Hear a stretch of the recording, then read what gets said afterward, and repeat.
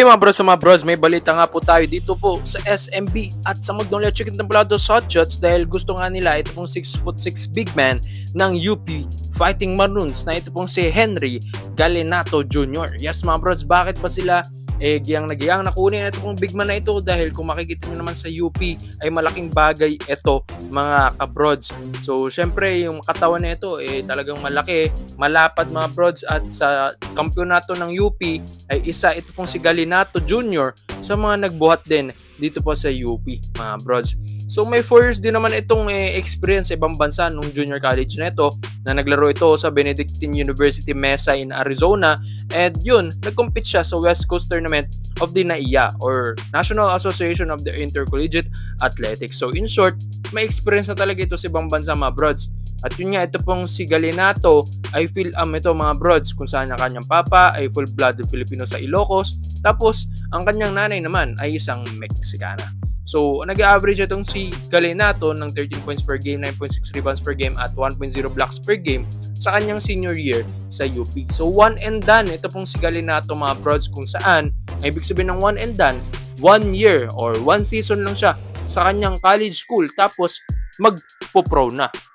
Pero mga brods may kaaway din. Ito pong SMB dito po sa pagkuha kay Galinato dahil maraming teams din ang nangangailangan talaga ng ganitong big man kung saan malapad at kaya makipagpalitan ng mga kung napapansin nyo naman sa highlights ni Galinato ay talagang physical player ito pong manlalaro na ito mga kabrods. So kung makikita nyo naman undersized naman siya dito sa PBA sa kanyang height na 6'6" as a big man pero mga brods parang abweba ito kahit undersized talaga nakipagpalitan ng muka. So ganyan kahasel ito pong si Galinato at matigas-tigas din ito pong player na ito. Pero syempre para sa akin ang hotshots ang mas kailangan yan. Pero yun nga, may mga usap-usapan kasi na ito pong SMB ay handa naman silang ibigay ito pong si Mo Tautua via 3-team trade sa Magnolia Hotshots para rin matulungan din ang sister team ng SMC Group na Hotshots at mabigyan ng big man. Tapos ito pong SMB ay makukuha naman nila ito pong future rookie big man ng SMB na ito pong si Galinato Jr. So mga brods, alam ko nga malalaki na ng SMB pero syempre a trade is a trade. Kung may mawawala man sa big man nila, syempre alam naman natin na may ipapalit ito agad. Ito pong si Boss Al Francis Tua. So ikaw mga brods syempre sa lahat naman ng mga SMB fans, gustong-gusto nyo naman yung mga shooter, yung mga point guard, yung mga forward, pero maiba naman, big man nga ang isa sa mga gusto nilang kunin dahil syempre alam naman natin ng SMB gusto nito more bigs sila dahil paparating na mga brods ito pong Bay Area Dragons next season sa Commissioner's Cup. After nga nito ng PBA draft September 17 na mga brods, ilang araw na lang yan tapos magbubukas na rin ang Commissioner's Cup natin mga brods. So same month sila ng FIBA Asia Games. So Asian Games mga brods. So syempre mga brods, ito pong si Henry Galinato mga brods. So tingin nyo ba, babagay ba ito sa SMB or sa Magnolia Chicken Templados Hotshots mga kabrods? So comment mo lang, pwede mo dyan mga brods. At isa natin usapan nga na habang nasa US ito pong si Maverick Amisi, pinag-iisipan na niya kung Hinebra ba siya o TNT Paperman next week dahil yan ang ayon sa mga reports natin at unrestricted free agent hanggang ngayon ito pong si Maverick Amisi at yun nga may mga offer pa nga din siya sa Northport Batampier. Kung alam nyo mga brods, dito kasi sa Converge Fiber Xers hindi na siya kinuha dahil syempre nagdedeman ito ng sahod. Ang laki kasi ng sahod na gusto nito ni Amisi, gusto nito milyones kada buwan. So ito pong Barangay Nabra San Miguel or TNT Tropang Giga, ito ang isa sa mga mayayamang kupunan or management or group dito sa PBA kaya kayang-kaya nila yan mga kabrods. Pero itong Hinebra, alam ko nga ito ang isa sa mga gustong puntahan ni Maverick Amisi.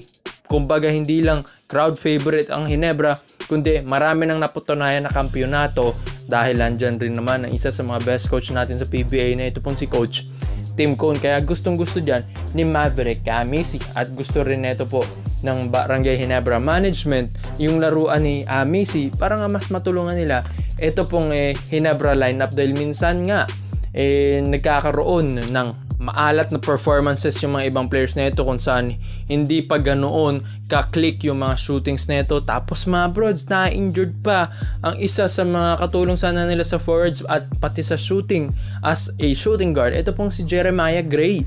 Yes, sa PBA on tour na-injured siya, so prayers up for Jeremiah Gray.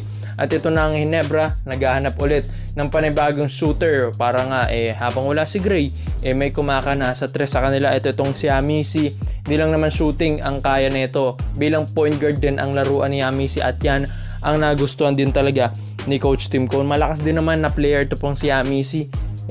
Kung tutusin nga, isa siya sa mga go-to guy ng Converge Fiber Xers. Hindi nga lang kasi siya pinapirma mga brods, dahil ang laki talaga ng gusto nito ni Amisi. Parang sabi nga nila, parang feeling superstar, hindi pa naman niya napapakampiyon pa ang Converge Fiber Xers, tapos ang laki na niya humingi mga kabrods. So ganun talaga malay natin kunin talaga ito ng Barangay Ginebra San Miguel, dahil malay natin mga brods, worth it naman ba talaga ang kanyang bayad. Pero syempre abangan din natin.